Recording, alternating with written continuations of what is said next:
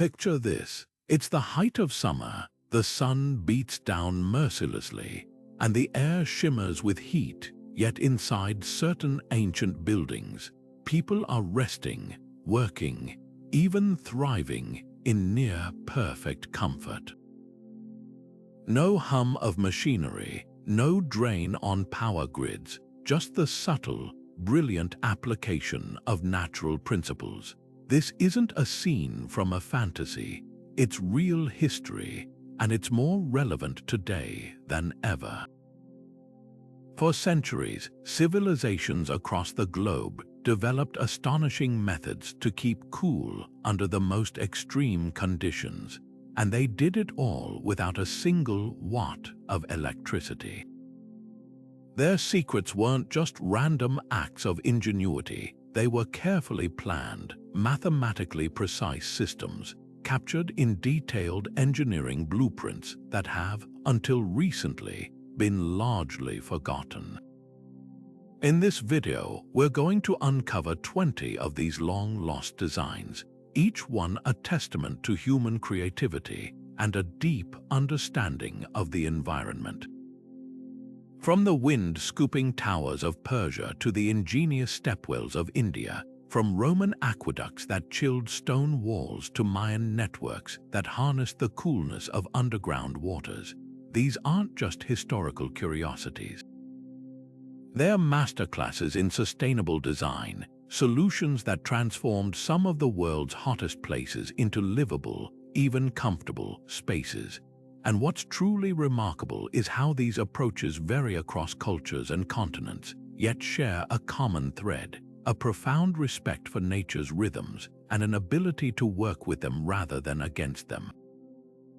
This journey isn't just about looking back, it's about learning. As our modern world grapples with rising temperatures, energy demands, and the urgent need for sustainability, these ancient blueprints offer something priceless: inspiration. They remind us that sometimes the most advanced solution is also the simplest, that innovation doesn't always mean invention, it can mean rediscovery. So settle in and open your mind to the possibilities. Together, we'll explore how our ancestors used architecture, water, wind, and pure physics to create oases of cool in the desert, comfort in the heat, and elegance in engineering, and how their wisdom might just help us shape a cooler, smarter future. Long before the hum of air conditioners, ancient civilizations faced extreme heat with remarkable creativity and a profound understanding of natural principles. Think about the world they inhabited, a place without electricity, without modern machinery, yet they managed to create comfortable living environments in some of the most unforgiving climates on Earth.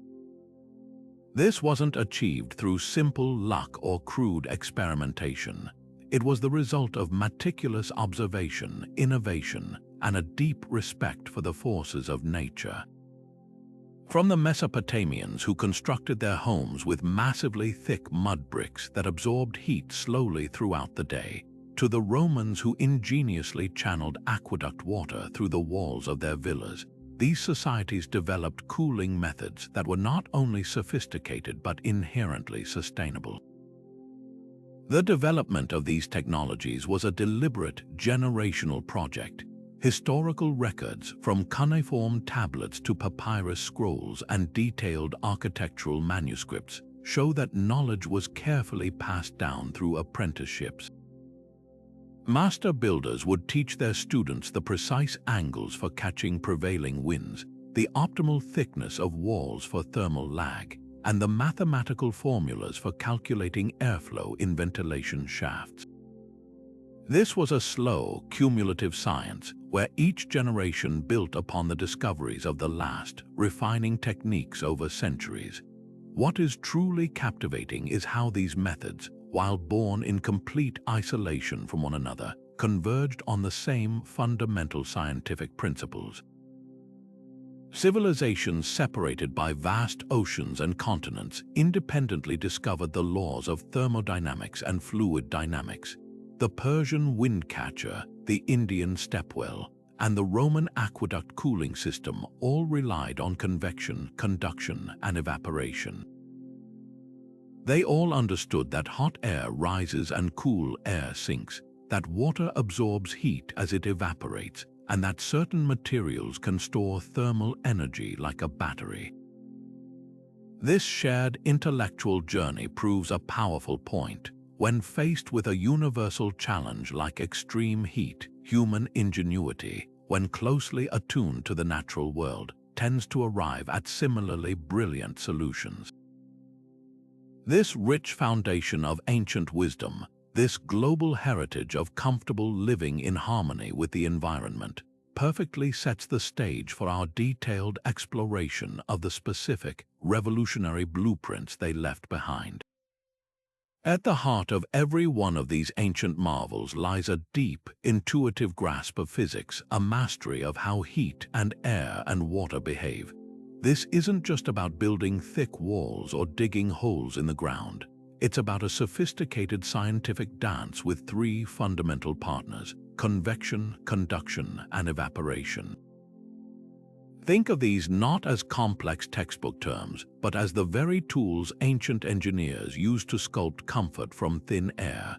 Convection is the movement of air itself, the simple truth that hot air expands, becomes lighter, and rises while cooler, denser air sinks to take its place. This creates a natural circulation, a breeze without wind, and ancient builders were absolute geniuses at designing structures to invite this flow, to guide it through rooms and courtyards, turning entire buildings into breathing entities. Then there's conduction, the silent transfer of heat through solid material. This is where the choice of substance becomes so critical. Materials like stone, earth, and adobe have what's called high thermal mass. They are slow to heat up and slow to cool down. A massive wall baked by the afternoon sun doesn't immediately radiate that heat inward.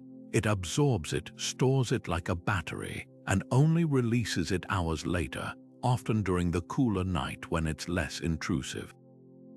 This creates a natural time lag, effectively flattening out the extreme temperature peaks of the day and delivering a much more stable and bearable environment inside. It's a simple yet profound manipulation of time and material.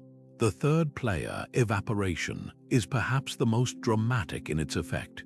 When water transitions from a liquid to a vapor, it requires energy, and it draws that heat energy directly from the surrounding air. This phase change is a powerful cooling engine. By strategically placing water features from fountains and pools to simply porous pots filled with water in the path of moving air, ancient systems could chill the breeze before it ever entered a living space. The moving air would pick up moisture, and as that moisture evaporated, it would siphon away heat, dropping the air temperature significantly before it even reached anyone inside. The true stroke of genius, however, wasn't just in understanding these principles in isolation, but in weaving them together into a single, seamless system. A windcatcher doesn't just catch wind, it uses convection to draw that air downward, often across a pool of water to employ evaporation, and that cooled air then passes over stone floors with high thermal mass that help maintain the temperature. It's a multi-layered, synergistic approach where each element amplifies the effect of the others. This holistic understanding allowed for the creation of climate control systems that were not just zero energy, but were fundamentally integrated with their environment, working with nature's rules to create pockets of human comfort that felt nothing short of miraculous. Now, let's turn our attention to one of the most iconic and elegant solutions ever conceived, the Persian windcatchers of Yazd. Rising from the sun-baked skyline of this ancient desert city, these magnificent structures stand as silent sentinels of a forgotten engineering art. They aren't merely decorative towers, they are highly sophisticated machines built of brick and mortar, designed to harness the very air itself. Their presence transforms the city's silhouette, creating a forest of rectangular and hexagonal chimneys that seem to commune directly with the heavens. Each one is a testament to the Persian mastery of their environment, a deliberate and calculated answer to the relentless desert heat. The sheer ambition of these constructions is staggering. Some soar to heights equivalent to a modern three-story building, all to reach the gentlest of breezes that glide above the hot, still air at ground level. The true magic, however, lies not in their outward grandeur but in their hidden, intricate internal anatomy. Inside each badger, the space is meticulously partitioned into several vertical channels. This division is the core of its genius. It creates a sophisticated one-way system for air traffic. Some of these shafts are dedicated to scooping up the prevailing winds from high above, funneling this cooler, denser air downward in a steady, gravity-assisted stream. Meanwhile, other shafts work in perfect concert as exhaust vents, providing a dedicated escape route for the warm, stale air that naturally accumulates inside the building and rises. This isn't a random exchange, it's a continuous, self-regulating cycle of ventilation. The system requires no moving parts, no energy input, just the immutable laws of physics expertly manipulated by human design. But the Persian engineers didn't stop there. They amplified this natural ventilation with a masterstroke of integration, often connecting the base of the windcatcher to another marvel of ancient hydrology, the canal. These were underground canals that transported cool, fresh water from distant aquifers. As the airstream being pulled down the windcatcher shaft passed over the surface of this canal's water or an adjacent underground pool, something remarkable happened. The dry desert air would eagerly absorb moisture from the water's surface. This process of evaporation immediately siphons thermal energy from the air, chilling it dramatically before it even enters the living quarters. This combination of convective airflow and evaporative cooling is what transformed the Badger from a simple air vent into a genuine climate control system, capable of dropping interior temperatures by 20 degrees or more. The level of precision embedded in the original blueprints is what truly separates these structures from crude experimentation. Surviving architectural documents reveal complex calculations that would make a modern engineer nod in respect. The builders didn't just guess at the dimensions, they calculated optimal channel cross-sections to maximize airflow volume while minimizing drag. They determined the precise angles for the windcatcher's openings based on meticulous, long-term observation of seasonal wind patterns, ensuring peak performance year-round. They even understood the principles of air velocity and thermal transfer rates, designing systems that could deliver a specific cooling effect. This wasn't folk architecture, it was rigorous, applied environmental science, and it provided a level of comfort for entire households that was simply unparalleled in the ancient world, a testament to a civilization that didn't just endure its environment but learned to elegantly command it. While the Persians mastered the air, the Romans turned their engineering brilliance to another elemental force, water. Their empire-spanning network of aqueducts, a marvel of hydraulic engineering in its own right, became the unlikely backbone of a sophisticated architectural cooling system. Beyond supplying drinking water and filling spectacular fountains, these elevated channels were tapped to provide a constant, flowing source of coolness for the most important buildings across the empire. Original architectural plans, some preserved in the volcanic ash of Pompeii, reveal a hidden secondary purpose for this water. Engineers designed intricate networks of smaller terracotta pipes that branched off from the main aqueduct lines, weaving them like a circulatory system directly into the very fabric of walls and underfloors. This wasn't a mere trickle, it was a calculated flow designed to absorb ambient heat from rooms and courtyards before gracefully rejoining the main current, destined for irrigation or public displays, its thermal energy safely carried away. The sophistication of these designs is breathtaking. In the most advanced implementations, Roman architects moved beyond simple embedded pipes to create entire double-wall systems. Imagine 2 layers of stone with a narrow, hidden cavity between them. Into this space, they channeled a continuous stream of aqueduct water. This created a massive, active cooling surface across entire walls. The stone itself, with its high thermal mass, would be chilled by the flowing water, while evaporation from the moist inner surfaces of the cavity added a powerful secondary cooling effect. This combination of conductive cooling through the stone and evaporative cooling from the air gap created a remarkably stable and comfortable interior environment, a testament to their multi-faceted understanding of heat transfer. Perhaps the most stunning example of this technology integrated into a masterpiece is the Pantheon in Rome. While visitors today marvel at its majestic dome and celestial oculus, few realize that this architectural wonder also functioned as a climate-controlled space. Recent surveys and studies of its construction suggest that the massive, thick concrete of the dome itself likely contained hidden channels or porous aggregates that were saturated by a dedicated water supply. This system would have worked tirelessly to regulate the immense heat buildup from the sun, preventing the interior from becoming a stifling oven and making the space usable and comfortable for public gatherings even during the peak of a Roman summer. The true extent of Roman engineering prowess is revealed in the mathematical notations found on those recently discovered Pompeian blueprints. These are not simple sketches, they are detailed calculations that show a startlingly advanced grasp of physics. The engineers calculated precise water flow rates required to achieve a desired temperature drop, determined the optimal diameters for terracotta pipes to maximize heat absorption while maintaining pressure, and even worked with what we would now call thermal transfer coefficients, understanding how different building materials interacted with flowing water to pull heat from a room. This was a science applied with meticulous precision, and the application of this technology extended far beyond human comfort. The Romans, pragmatic as always, used this same principle for preservation.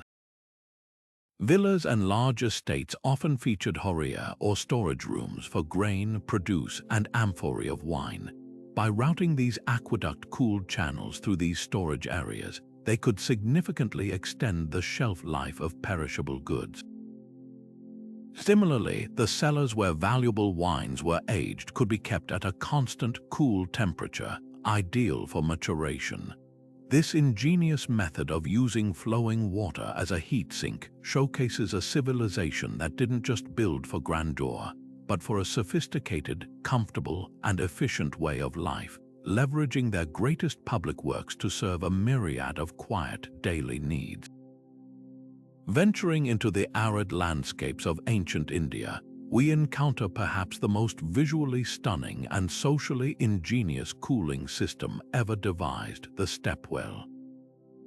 These were not merely sources of water, they were breathtaking subterranean palaces, multi-layered community centers carved into the earth, where the vital act of drawing water was transformed into a cool, social, and almost sacred experience.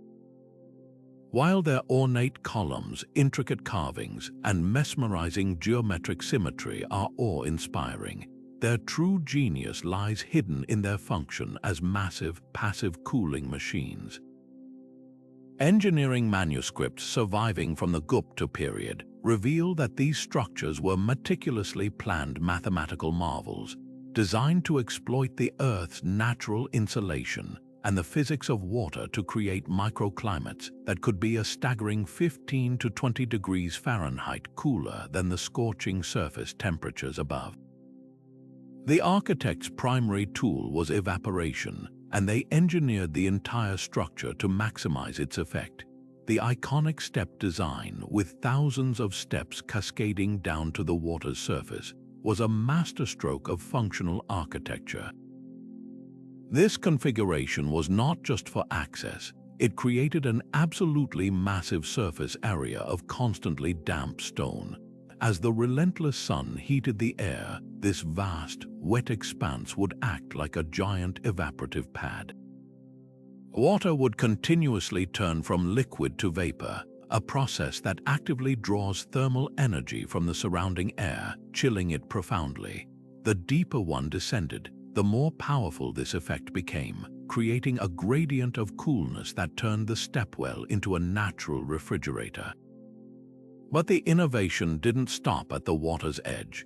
These ancient engineers designed a complete climate control system by integrating hidden ventilation shafts and tunnels that connected the stepwell's cool core to nearby temples, palaces, and rest houses for travelers.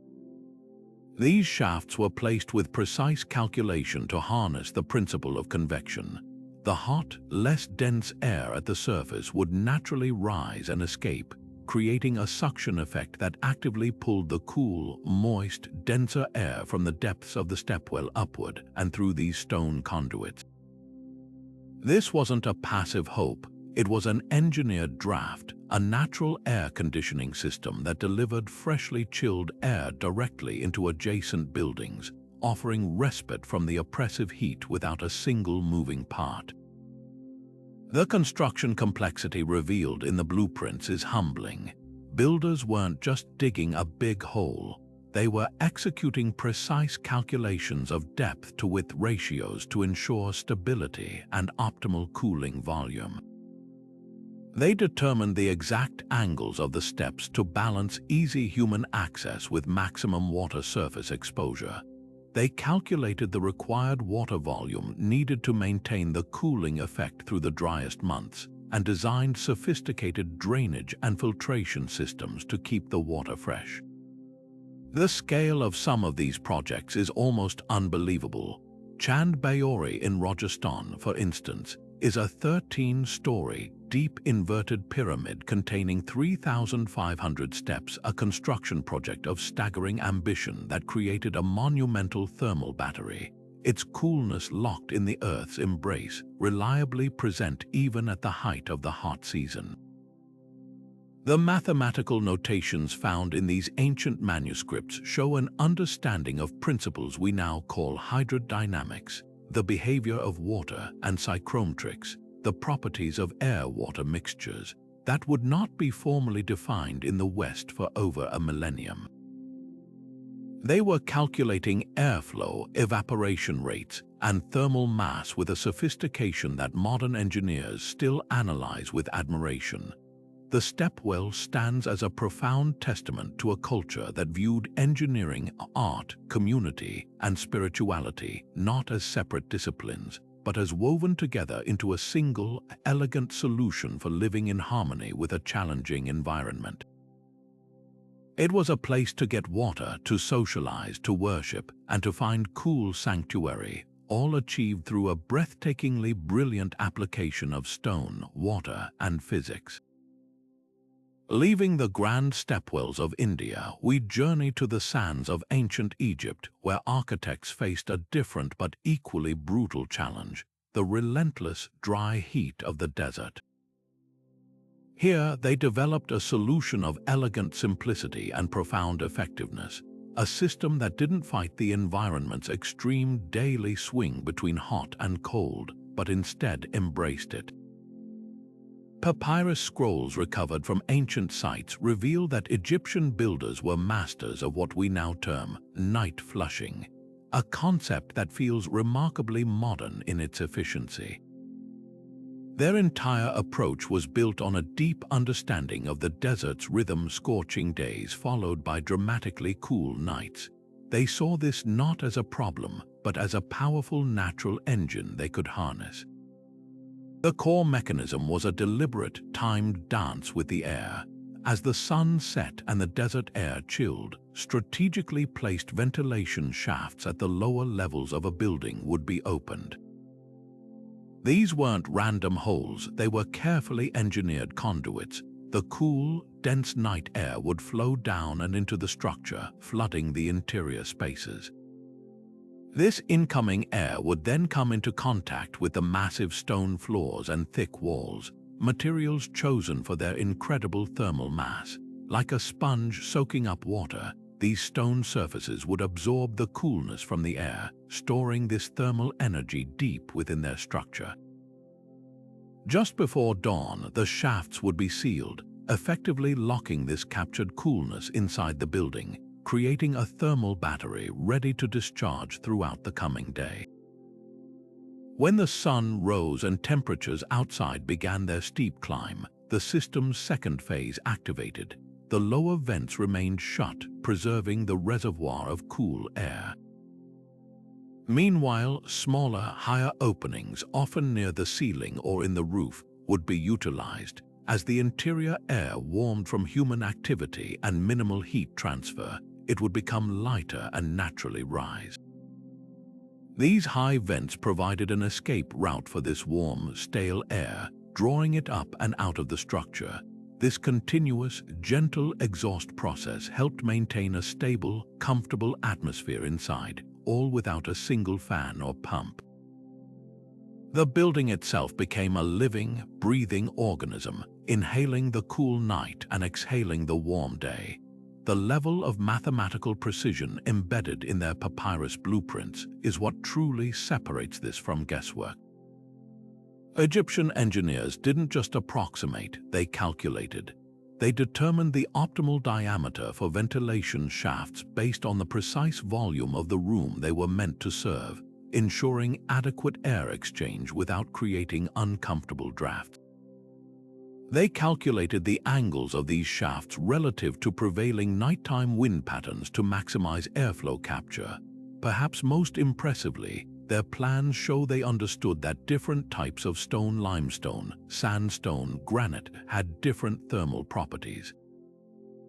They would select specific materials and calculate required wall thicknesses based on these properties to achieve a desired rate of thermal lag, fine-tuning how quickly or slowly a wall would absorb and release the coolness. This sophisticated science found its ultimate expression in the sacred, hidden tombs of the Valley of the Kings. For the Egyptians, cooling wasn't just about comfort, it was about preservation for eternity. The tomb engineers faced an incredible challenge: how to maintain a stable, low-humidity environment deep within a geologically active mountain to protect delicate paintings, organic offerings, and the royal mummy itself from decay. Their solution was a network of multiple, subtly angled ventilation channels that served a dual purpose. They facilitated the night flushing cycle to regulate temperature, but they also managed humidity levels, preventing the buildup of moisture that would lead to mold and deterioration. The effectiveness of this design is stunningly clear. Within these sealed, subterranean complexes, they could maintain a constant temperature around 70 degrees Fahrenheit, creating a stable microclimate even as the external desert heat soared well above 100 degrees. This wasn't just architecture, it was a precise environmental control system built for the ages, proving that their understanding of physics was as monumental as the structures they left behind. Moving from the desert tombs of Egypt to the royal courts of ancient China, we find another breathtaking leap in thermal engineering, this time focused not on cooling people, but on preserving a precious commodity, ice itself.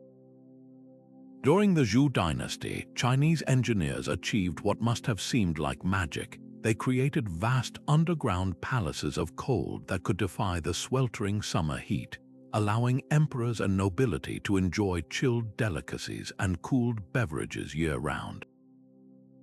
This wasn't a simple ice house, it was a feat of environmental control on an industrial scale, and recently discovered silk blueprints have finally unveiled the astonishing sophistication behind these ancient refrigerators. These delicate documents, preserved through millennia, show detailed architectural plans for structures that were far more complex than mere storage pits. The chosen location was the first critical calculation. engineers selected north-facing hillsides, positions that would receive minimal direct sunlight throughout the year. They then excavated deep into the earth, leveraging the ground's natural insulating properties to create a stable thermal core, but they didn't stop there. The blueprints reveal a double-wall construction technique that is strikingly advanced. The main ice chamber was not simply a hole in the ground. It was a carefully engineered room built with an inner and outer wall, and the cavity between them was packed with some of the most effective insulating materials available at the time: rice husks, straw, and sometimes even compacted earth. These materials were chosen not at random, but through rigorous experimentation, as the silk scrolls include notations on the thermal conductivity rates of different mixtures, essentially calculating their R values centuries before the term was invented. Managing moisture was the next great challenge, and the solutions were brilliantly practical. Elaborate, graded drainage systems were carved into the floor of the ice halls. These channels were designed to gently guide meltwater away from the remaining ice blocks, preventing them from sitting in water, which would dramatically accelerate the melting process. Simultaneously, the engineers designed a network of subtle ventilation shafts. This was a masterstroke of environmental balancing. The shafts were not for cooling, but for humidity control. They allowed just enough air exchange to keep the atmosphere inside the chamber dry, preventing the damp, still air that would encourage rapid ice loss, while being small enough to avoid letting significant warmth seep in. The sheer scale of these operations is almost difficult to comprehend. The blueprints indicate that some of the largest ice halls, serving the imperial court, were designed to hold up to 5,000 individually cut blocks of ice. This required a massive logistical operation, with ice harvested from frozen lakes and rivers during the deepest winter, cut into standardized blocks and transported to the site, often during the night to minimize melting en route. The engineering calculations extended even to the geometry of storage itself. The silk plans show meticulous mathematics for ice block stacking patterns, specific arrangements designed to minimize the total surface area exposed to the slightly warmer air within the chamber.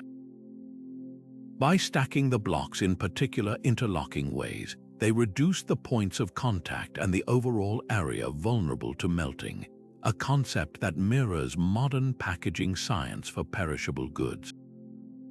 The result of this multi-layered engineering was nothing short of miraculous. These subterranean fortresses of cold could maintain temperatures below freezing throughout the entire summer, preserving their frozen treasure for months on end. The understanding of thermal dynamics demonstrated in these plans, the interplay of insulation, drainage, ventilation, and thermal mass, was so profound that it represents a peak of ancient scientific achievement. This knowledge, so carefully recorded on silk, would be lost and then independently rediscovered in Europe over 1,000 years later, a testament to the isolated brilliance of Zhou dynasty engineers who mastered the art of preserving winter's chill in a world of summer heat. This brilliant repurposing of existing technology showcases the remarkable flexibility of ancient Greek engineering minds. They weren't bound by a single use for a system. They saw the Hypocaust not just as a heater, but as a versatile thermal transfer mechanism. The core principle remained the same: control the temperature of the air moving beneath a floor, and you control the temperature of the space above it. In colder climates, they pumped hot air from a furnace, but in the warm, sun-drenched regions of their empire, they simply changed the source, harnessing the cool, dense air of the night.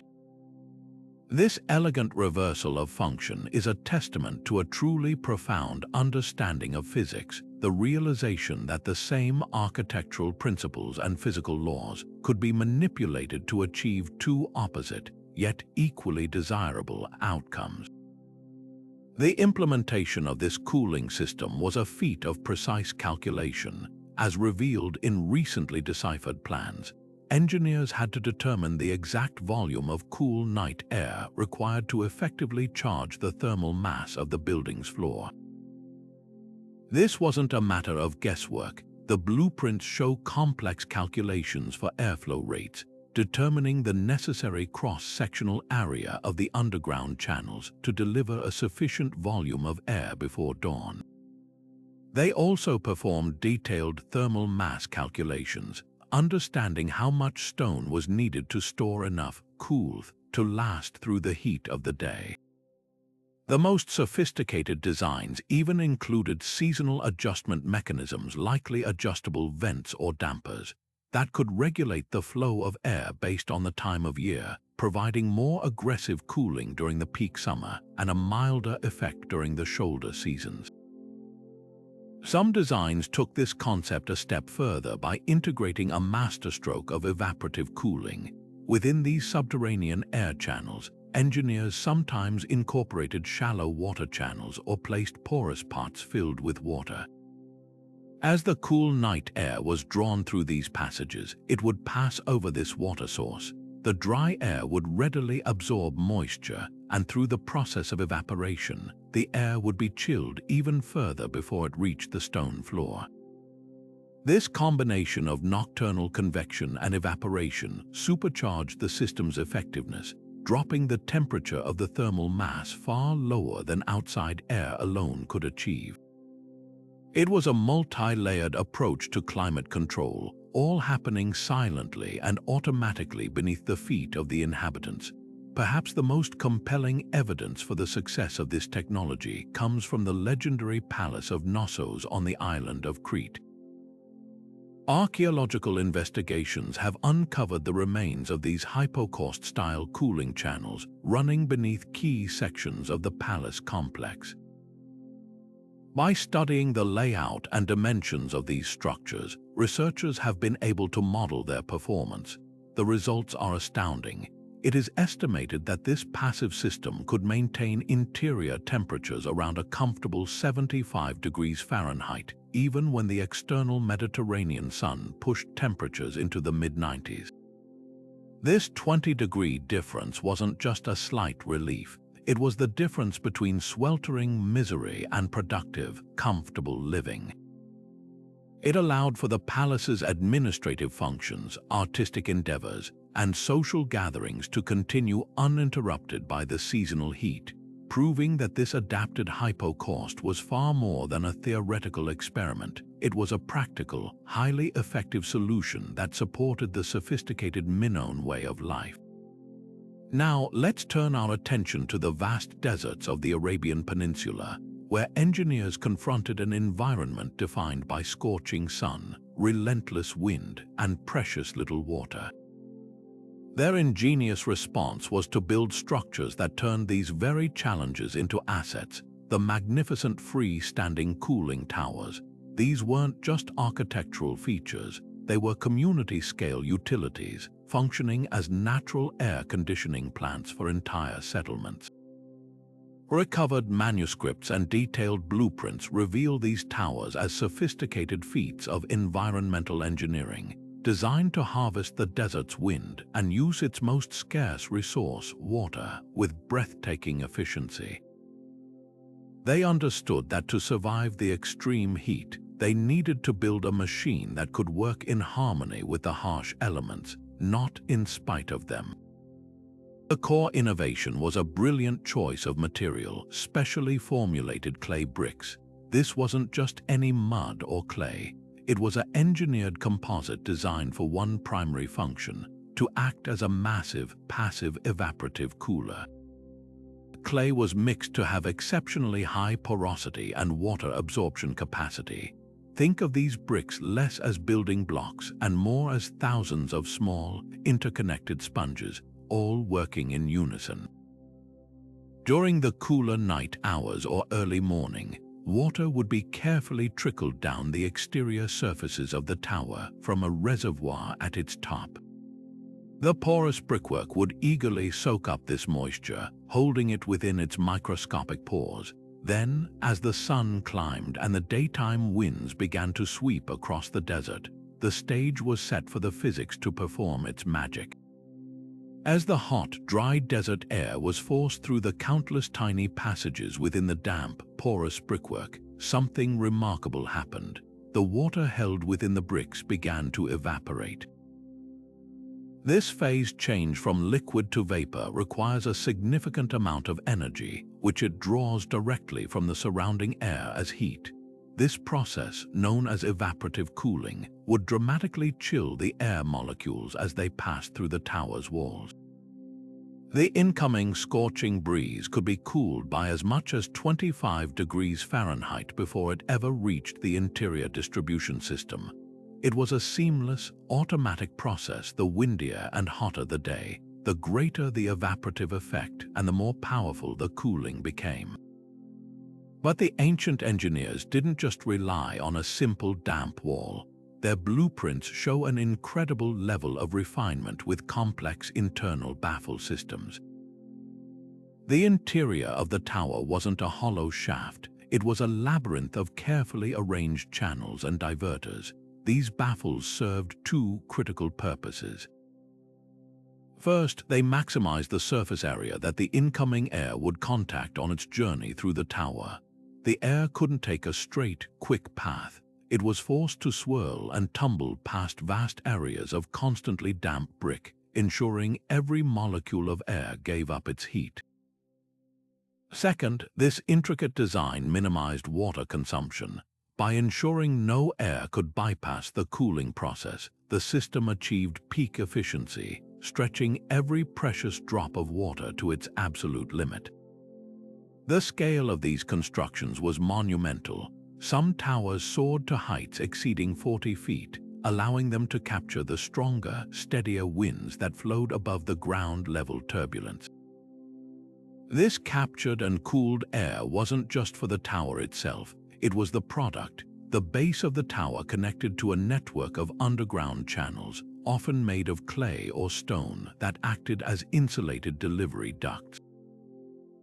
This cooled air would then be distributed to multiple buildings throughout the community: homes, markets, and places of worship, all connected to this central cooling plant. It was a prehistoric equivalent of a modern district cooling system, providing comfort to many from a single, highly efficient source. The engineering calculations embedded in the designs reveal a staggering depth of understanding. The builders didn't just point the tower in a general direction. They calculated the precise orientation based on meticulous, long-term observation of prevailing wind patterns to maximize airflow. They factored in local humidity levels, understanding that the cooling effect is more potent in drier air. Perhaps most astonishingly, the manuscripts indicate they even accounted for the mineral content of their local water supplies. They knew that water with high mineral or salt content would evaporate more slowly and could eventually clog the pores of the bricks with residue, so they selected water sources or developed filtration methods to ensure optimal performance.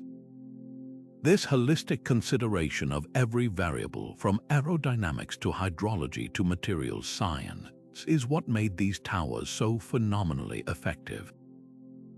They became the beating heart of desert settlements, central landmarks in public squares where communities would gather not just for cool air, but for social connection, proving that even in the most challenging environments, human ingenuity could create not just survival, but comfort and community. Deep within the lush jungles of the Yucatan Peninsula, the ancient Maya confronted a unique climatic challenge: intense tropical heat combined with stifling humidity. Their ingenious solution lay hidden beneath their feet, in a breathtaking geological feature that defined their world: the cenote. These natural sinkholes, formed by the collapse of limestone bedrock, exposed the cool, fresh waters of vast underground rivers. But to the Maya, these were far more than just sacred sources of water. They were the heart of a sophisticated, city-wide cooling system. Recently uncovered architectural drawings, etched into stone and preserved in rare codices, revealed that they saw these cenotes not as isolated pools, but as interconnected nodes in a massive natural air conditioning network. They understood that the constant, cool temperature of the water held within these deep chambers was a powerful thermal resource, and they devised a way to harness it to bring relief to their sun-baked stone cities above. The principle they mastered was a brilliant application of natural convection, driven by the simple, unchangeable fact that cool air is denser and heavier than warm air. The water in the cenotes, shielded from the sun deep underground, maintained a remarkably stable and cool temperature year-round. The air in these subterranean chambers, in contact with the water's surface, would become similarly cool and dense. Meanwhile, the air at the surface, baked by the tropical sun, would become hot and light, rising steadily away. The Maya engineers created a pressure differential by designing underground channels, often carved directly through the soft limestone that connected these cool cenote chambers to the plazas and buildings above. This temperature difference acted as a natural pump. The warm, rising surface air created a low-pressure area, actively sucking the cool, dense air from the cenotes up through the channels and into the living spaces. It was a self-sustaining cycle, a breath of coolness drawn directly from the earth itself. The recently discovered blueprints show that this was far from a crude or accidental discovery. The designs include incredibly precise calculations that speak to an advanced understanding of engineering principles. The Maya architects determined the optimal dimensions for each underground air channel based on two critical factors: the distance it had to travel from the cenote and the volume of the interior space it was meant to serve. A small residence required a smaller, narrower channel to provide a gentle breeze, while a massive temple pyramid or a royal palace needed a much larger conduit to move a sufficient volume of cool air to affect the enormous space. Their mathematical notations, using their sophisticated Videsimal base 20 numeral system, include calculations for air density changes over distance and the resulting flow velocities, ensuring the system delivered air at the right speed and temperature. Perhaps the most clever feature revealed in these plans is the inclusion of adjustable stone dampers. These were essentially ancient airflow control valves, likely made of fitted limestone slabs that could be slid open or closed within the channels. This allowed for remarkable climate control customization.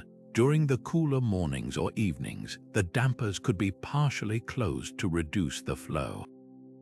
During the peak heat of the afternoon, they could be thrown wide open, maximizing the cool air delivery. This also allowed for zoning, directing more cool air to occupied rooms while reducing flow to unused areas. This level of manual, precise control over an environmental system is a stunning testament to their engineering foresight. The effectiveness of this system is powerfully evident at the great city of Chichen Itza. The site is famously surrounded by several major cenotes. While the sacred cenote was a place of ritual offering, other cenotes were integral to the city's infrastructure. The massive stone structures, like the Temple of the Warriors or the Great Ball Court, absorbed tremendous amounts of solar radiation and would become oppressively hot and humid without ventilation. The cenote cooling network provided a constant, gentle flow of dehumidified, cool air drawn from the depths of the earth, making these grand spaces not only spiritually awe-inspiring but also physically comfortable for gatherings, ceremonies, and administration.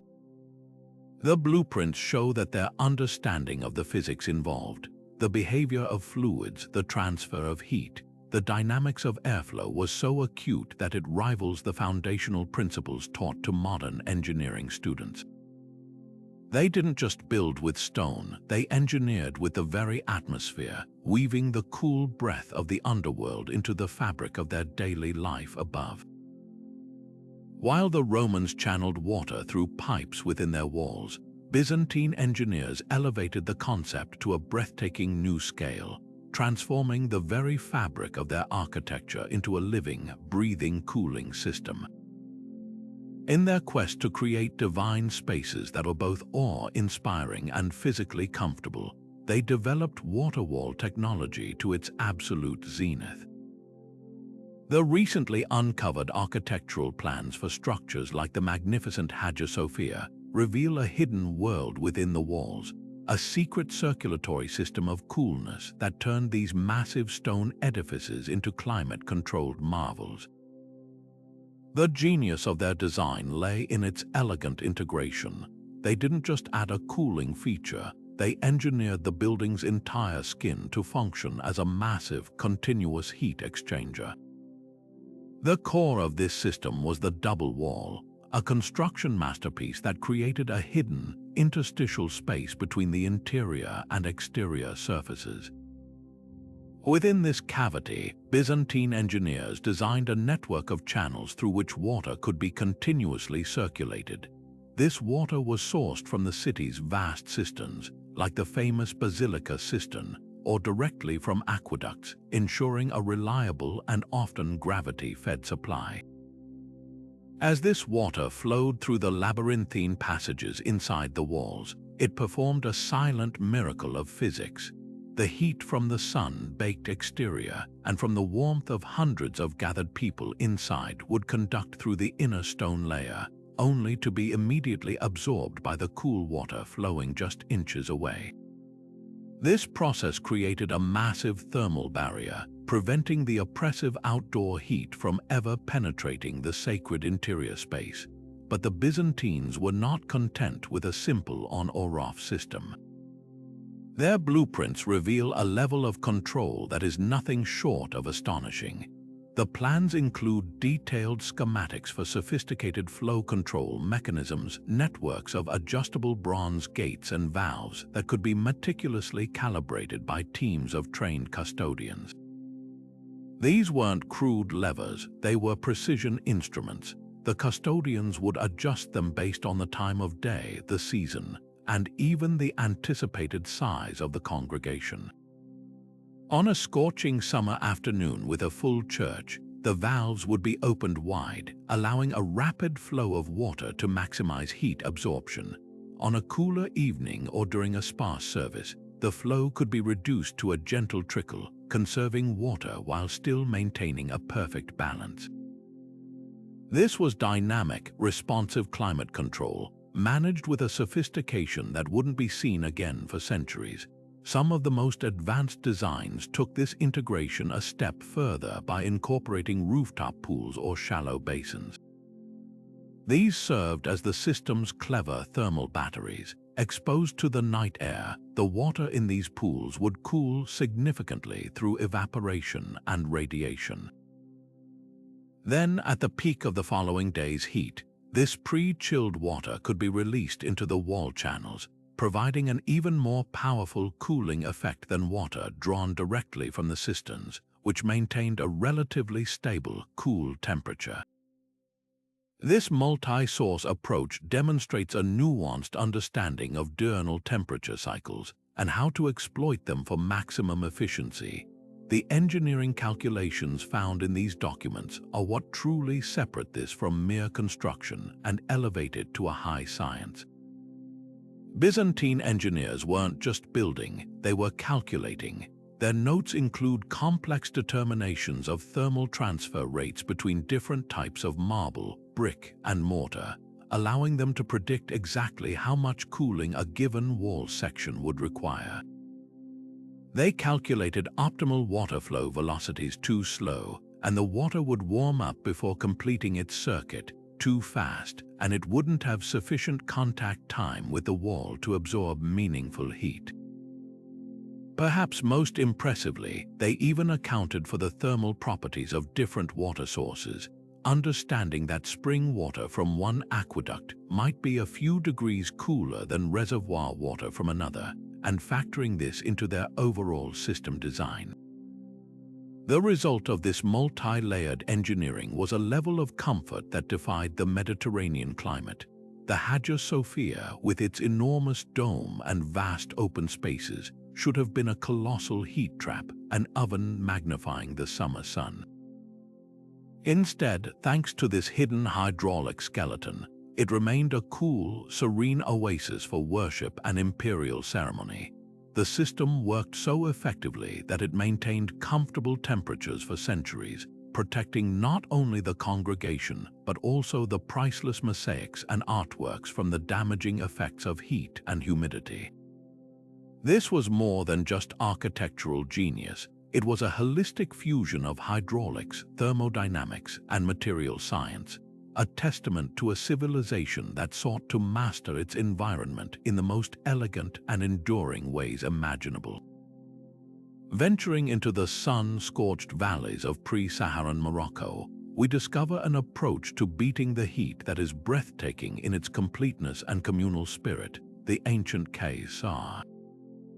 These are not merely collections of individual homes, they are entire fortified villages conceived from the ground up as single, integrated cooling organisms.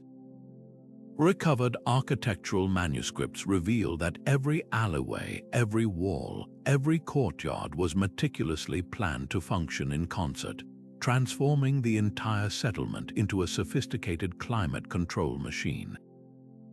This was urban cooling on a grand, holistic scale, where the comfort of each resident was intrinsically linked to the intelligent design of their shared environment, a philosophy of communal living written in earth and shadow. The foundational strategy was a masterclass in urban density and solar geometry. The Kasbah's compact, labyrinthine layout was a deliberate defense against the sun. By building structures closely together, the architects created a continuous canopy of shade across the narrow, winding streets. This wasn't just a happy accident of medieval urban planning. The blueprints show precise calculations for building heights relative to street widths, ensuring these passageways remained in shadow for the majority of the day. But these streets served a dual purpose beyond providing shade. They were expertly engineered to act as natural wind tunnels. The specific orientation of the entire settlement was calculated to align with the region's most reliable cooling breezes. As these winds encountered the village, the narrow, canyon-like streets would accelerate the airflow due to the venturi effect, squeezing and intensifying the breeze, forcing it to race through the community and sweep away stagnant heat. Within each building, the cooling continued with another stroke of genius, the interior courtyard. This private, open-air space was the climatic heart of the home, almost always centered around a fountain or a small, shallow pool. This water feature was the engine of evaporative cooling. As the air, warmed from the day, entered the courtyard, it would pass over the water's surface, absorbing moisture and shedding heat through evaporation. This newly cooled, denser air would then sink and flow laterally through low archways and openings into the surrounding living quarters, displacing the warmer air inside, which would rise and escape through high ventilation slots. It was a self-regulating, natural air circulation system that refreshed every room. The true pinnacle of Kasbah engineering, however, lay in its most hidden and communal feature, a network of underground tunnels. The most sophisticated blueprints detail these subterranean passages connecting multiple buildings to a shared cooling source, often a deep, ancient well or a canal system tapping into a distant aquifer. These tunnels leveraged the Earth's constant, cool subterranean temperature. Air drawn into these passages would be pre-cooled before being channeled up into individual homes through designated vents. This meant that even on completely windless days when the aerial systems were dormant, the village could still draw upon the Earth's own thermal mass for relief.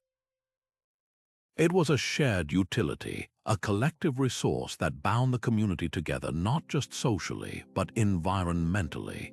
The engineering calculations preserved in these manuscripts reveal a staggering depth of interdisciplinary knowledge. The architects were not just builders, they were masters of microclimatology, materials science, and fluid dynamics. Their notes include precise determinations of the thermal properties of the local earth and clay used for construction, selecting specific mixtures that offered the ideal balance of thermal mass and insulation. They calculated optimal street widths to achieve the perfect venturi effect without creating uncomfortably powerful gusts. They even factored in the albedo, or reflectivity, of different exterior plasters to minimize solar heat gain on walls. Every single element, from the grand orientation of the town walls down to the composition of the mud bricks, was optimized for one unified purpose: collective comfort. The Kasbahs stands as a powerful testament to a society that viewed environmental challenge not as an individual burden, but as a communal puzzle to be solved through shared ingenuity and brilliant integrated design. While the Byzantines were perfecting their water walls and the Moroccans their collective Kasbahs, another civilization was mastering the logistics of cold on an industrial scale. The Seljuk Turks, whose empire stretched across Anatolia, faced a different kind of challenge: how to deliver the essence of winter into the heart of their summer cities. Their solution was not just architectural, but a masterpiece of supply chain engineering, a sophisticated ice trade network that functioned like a modern cold storage logistics company, all without a single motor or electrical sensor. This wasn't a passive system that worked with ambient conditions. It was an active, relentless campaign to capture, store, move, and distribute cold itself, a testament to their unparalleled organizational and mathematical prowess. The entire operation began at the source, in the high mountain regions where winter's grip was most firm. Here, Seljuk engineers designed specialized ice houses, or bajanes, with a scientist's precision. Surviving manuscripts show that their placement was never random. They were consistently built into north-facing slopes, positions that guaranteed maximum shade and minimal exposure to the sun's direct rays throughout the entire year. But the real innovation was in their construction. These were not simple pits. They were sophisticated, multi-layered insulating containers. The blueprints detailed double-wall constructions where the cavity between the walls was packed with locally sourced, high-performance insulating materials like straw, wood ash, and even compacted sheep's wool. The thickness of these insulation layers was not guessed. It was calculated based on the duration of storage required and the average summer temperatures of the region, a complex equation balancing material cost against thermal performance. The harvest was a carefully timed ritual. During the deepest cold of winter, teams would cut the ice from frozen lakes and rivers into standardized, manageable blocks. This standardization was key. It allowed for efficient stacking, which minimized the surface area exposed to the air, and it simplified the complex calculations for transportation. But the true test of Seljuk brilliance began the moment the ice left the mountain bajane.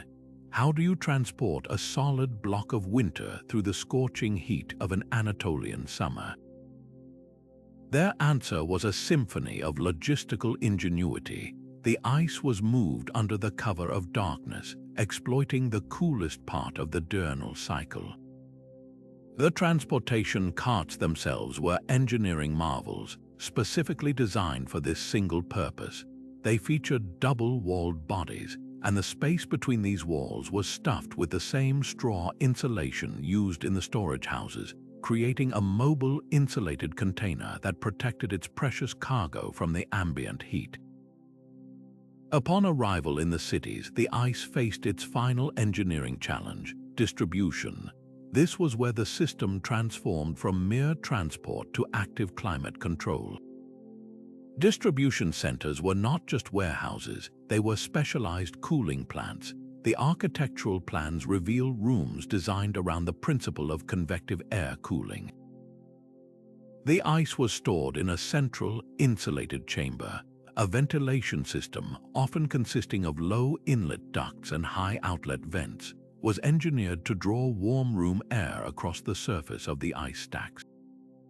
As this air passed over the ice, it was chilled through conduction, and if the air was dry enough, a slight evaporative effect from meltwater. This newly cooled, denser air would then sink and could be gravity-fed through underground ducts made of clay or stone natural insulators themselves to nearby buildings. These ducts delivered a constant stream of cool air to elite residences, hospitals for preserving medicines, and storage rooms for preventing food spoilage. The mathematical depth embedded in their trade route maps and manuscripts is what truly separates this from a simple trade operation. The Seljuk engineers were calculating melting rates with astonishing accuracy. They factored in the distance from the mountain source to each city, the average temperature along the route for each summer month, and even the thermal efficiency of their insulated carts to predict exactly how much ice would be lost in transit. This allowed them to calculate the necessary surplus to harvest to meet the end demand. Their notes even delve into the economics of the operation, analyzing the trade-offs between ice block size. A larger block melts more slowly relative to its volume but is harder to transport, and the associated transportation costs. This holistic, data-driven approach ensured that this precious commodity could be supplied reliably and affordably throughout the empire, turning a luxury of nature into a managed utility of civilization. High in the thin air of the Andes, the Inca civilization faced a thermal paradox that would challenge any modern engineer: how to prevent freezing at night while also combating intense solar heat during the day. Their cities, perched on mountain ridges and nestled in cloud forests, experienced wild temperature swings that could jeopardize everything from human comfort to the very food stores a society depended on.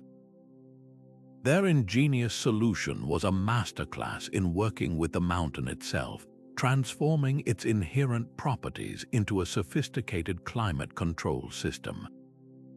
Recently, the decoding of complex quipu knotted string recording devices coupled with intricate stone carvings acting as architectural plans has finally revealed the full extent of their environmental genius. These were not simple shelters, they were buildings engineered as thermal regulators, designed to interact dynamically with the unique high-altitude environment. The foundation of their cooling strategy, quite literally, was water. The Incas were master hydrologists, and they harnessed the one constant in their variable climate, the frigid temperature of mountain springs. These springs, fed by melting snow from even higher peaks, provided a year-round source of water that was only a few degrees above freezing. Their brilliant innovation was to integrate this resource directly into their architecture. They constructed elaborate networks of precisely carved stone channels that didn't just bring water to their cities, but routed it strategically through them. These channels ran directly beneath the foundations of important buildings, particularly those used for storage. As the water flowed through these subterranean passages, the principle of conduction took over.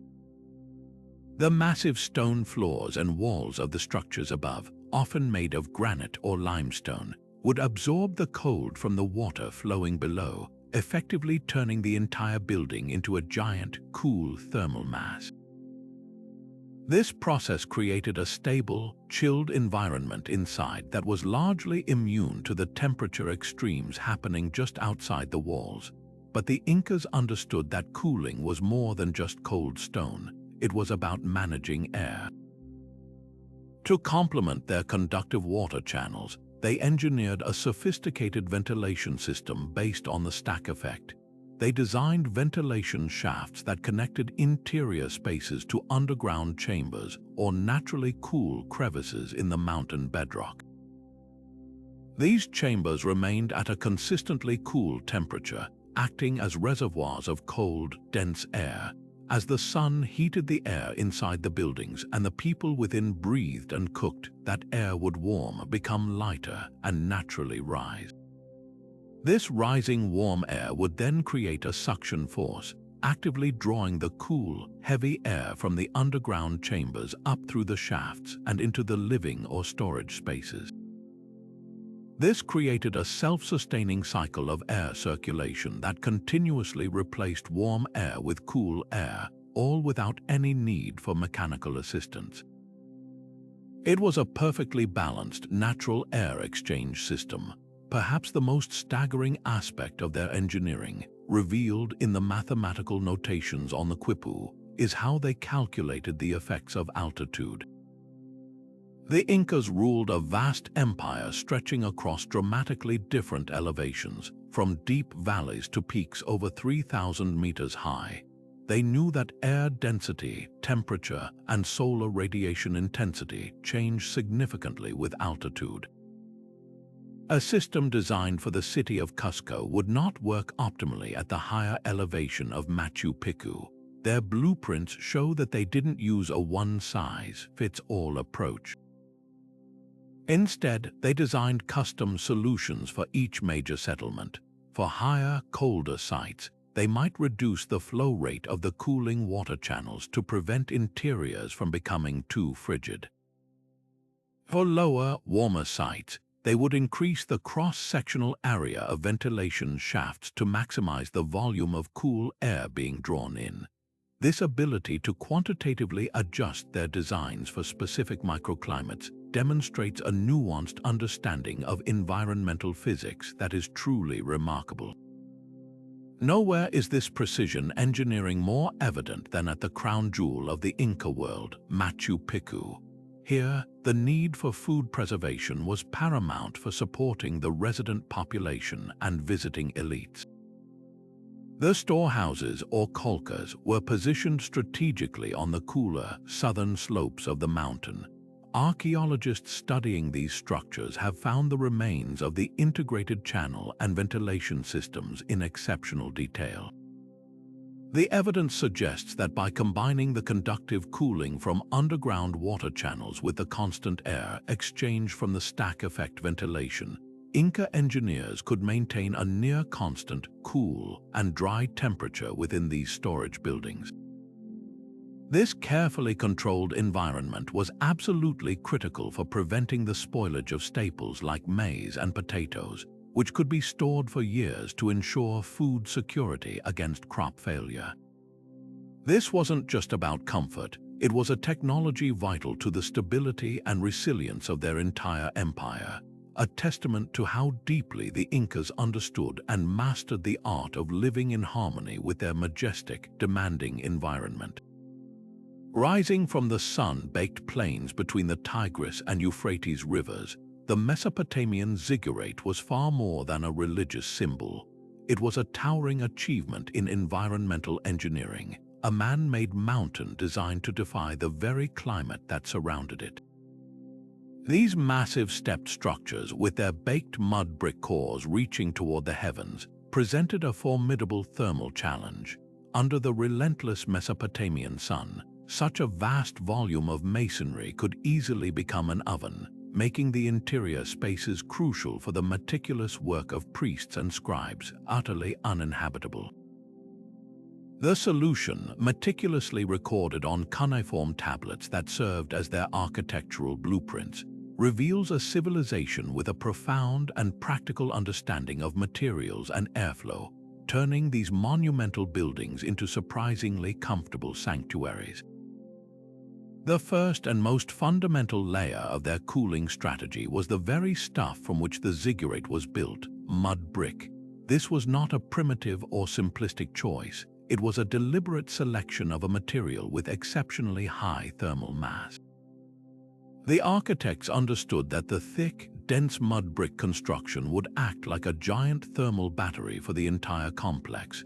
Throughout the scorching daylight hours, the sun's intense radiation would beat down on the exterior walls. Instead of immediately transferring that heat inward, the massive thickness and density of the bricks meant they would absorb and store the thermal energy slowly, only allowing a fraction of it to penetrate to the interior spaces. Then, as the desert temperatures plummeted after sunset, this process would reverse. The stored heat within the bricks would gradually radiate back out into the cool night air, effectively resetting the system for the next day. This time lag effect, engineered through material choice and sheer mass, was the bedrock of creating a stable interior environment. But the Mesopotamian engineers knew that thermal mass alone wasn't enough to ensure comfort for the people working inside. To address this, they designed a sophisticated network of ventilation shafts that turned the entire structure into a breathing entity. These weren't just random holes. The cuneiform plans show they were carved through the core of the ziggurat at meticulously calculated angles. Their primary purpose was to act as wind scoops, strategically positioned to capture the region's prevailing breezes from the most advantageous direction. Once captured, these shafts would funnel the air deep into the heart of the temple complex. The precise angles were crucial. They ensured a smooth, directed flow of air, minimizing turbulence and maximizing the volume of fresh air delivered to the inner chambers, priestly quarters, and scriptoriums where the vital work of the city was conducted. In their most advanced designs, they integrated a third, brilliant element: water. Some of the recovered blueprints include details for shallow channels or gutters designed to run down parts of the ziggurat's exterior. The concept was elegantly simple. Water, drawn from the Euphrates via complex irrigation channels or stored in large on-site cisterns, would be trickled slowly down these designated exterior surfaces. As the thin film of water met the sun-baked mud brick, it would immediately begin to evaporate. This phase change from liquid to vapor requires a significant amount of energy, which is drawn directly from the brick surface as heat, actively cooling it. This process of evaporative cooling could significantly reduce the surface temperature of the bricks, which in turn reduced the heat load that the thermal mass had to absorb. It was a multi-layered defense. The evaporation fought the initial heat gain at the surface, while the thermal mass managed what got through. The mathematical notations on these ancient tablets elevate these designs from educated guesswork to calculated engineering. The builders didn't just use mud. They calculated the thermal performance of different mixtures, varying the proportions of straw, clay, and sand to achieve specific properties of insulation and heat capacity for different parts of the structure. They determined optimal wall thicknesses not just for structural integrity but for thermal performance. A storage room might have a different required thickness than a room constantly occupied by people. Most impressively, their plans show they understood solar geometry.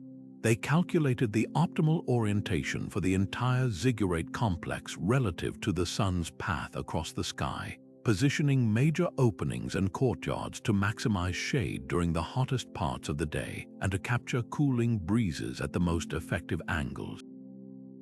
This holistic approach allowed the priestly class to perform their essential duties, recording laws, tracking stars, and mediating with the gods, in an environment of focused calm, insulated from the oppressive heat that defined life outside its walls, proving that even their most spiritual spaces were founded on a bedrock of brilliant, practical science. Floating atop a labyrinth of waterways, the city of Venice presented its medieval engineers with a climatic paradox: how to prevent their magnificent stone palaces from becoming humid, stifling ovens in the subtropical heat. Their ingenious solution was to stop seeing the surrounding water as a challenge and start viewing it as their greatest asset. The canals weren't just transportation routes. They were a vast, naturally circulating cooling reservoir, and Venetian architects learned to plug their buildings directly into this liquid network. Preserved architectural drawings from this era reveal a level of integration with the aquatic environment that feels almost symbiotic, turning the city's unique geography into a powerful natural air conditioning system. The most straightforward yet brilliant adaptation was the strategic placement of water-level openings in the foundations of buildings. Unlike structures on solid ground that might fear flooding, Venetian palaces embraced the waterline. These weren't mere decorative arches, they were carefully engineered intake vents.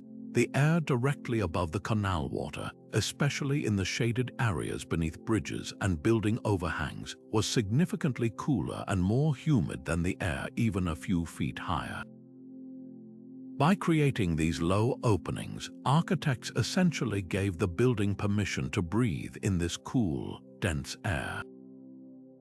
As this chilled air entered the ground floor spaces known as the piano nobile, it would naturally push the warmer, stale air upward and out through higher ventilation slots or open courtyards, creating a gentle but constant convective current that refreshed the entire lower level of the residence. But the true sophistication of these systems is revealed in designs that went far beyond simple open windows. The most advanced palaces featured dedicated underground channels that acted like secret straws, sucking coolness directly from the canal itself. These stone conduits were bored through the foundational pillars and into the submerged walls, creating a direct passage for air to travel from the water's edge into the heart of the building's cellar or ground floor. As this air moved through the cool, damp stone passageway, it would undergo both conductive cooling from the masonry and evaporative cooling from the moist surfaces, dropping its temperature even further before it ever entered the living space. This pre-cooled air would then be drawn upward through specially designed vertical shafts that functioned like thermal chimneys, distributing the chilled air to the main living areas above. What truly separates the Venetian approach from other water-based systems is the remarkable complexity of the calculations found in their marginalia. The engineers didn't just assume the canal was a constant cooling source. They understood its dynamic nature. Their notes meticulously account for the tidal patterns of the Adriatic. The aqua alta, or high tide, would bring in colder water from the deep sea, significantly enhancing the cooling potential of the system. Low tide, conversely, might expose warmer, siltier water from the lagoon's shallows. The designs even suggest adjustable dampers or grates that could be modified based on the tidal cycle to optimize performance. Furthermore, they calculated the effects of humidity with startling precision. In Venice's climate, too much moisture in the air can feel just as uncomfortable as high heat. Their ventilation shafts were therefore designed not just to move air, but to manage its moisture content, often incorporating absorbent materials like lime plaster in certain areas to prevent the interior from becoming unpleasantly damp. This deep understanding extended to their choice of materials. The marine environment is brutal, and materials behave differently here. The architect's calculations show they evaluated the thermal properties of different stones in the context of constant moisture. Istrian stone, a dense limestone that resists water erosion, was selected not just for its durability but for its specific heat capacity, its ability to absorb and slowly release thermal energy, which helped stabilize interior temperatures against daily fluctuations. This holistic consideration of every variable, tides, humidity, material science, and airflow allowed them to create living environments that remained remarkably comfortable. In a city where thick stone walls could easily trap humidity and create a stuffy, oppressive atmosphere, these canal-cooled palaces instead offered dry, fresh, and cool respite, a testament to a civilization that didn't just build on the water, but learned to think with it. Deep within the steamy jungles of Southeast Asia, the Khmer Empire built one of the most extensive and sophisticated hydraulic civilizations the world has ever known.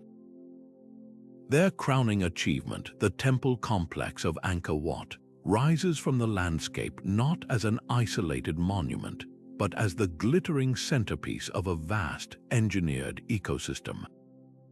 For centuries, the true purpose of the massive reservoirs, or barrays, that surrounded the city was seen primarily through the lens of agriculture and ritual.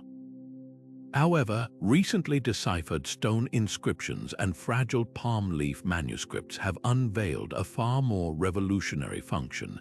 These were the heart of an enormous, city-wide passive cooling network.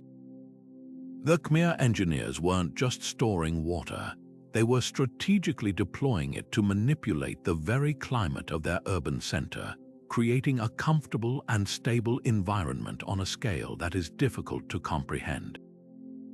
The core principle was breathtakingly elegant in its simplicity, yet required immense mathematical sophistication to execute.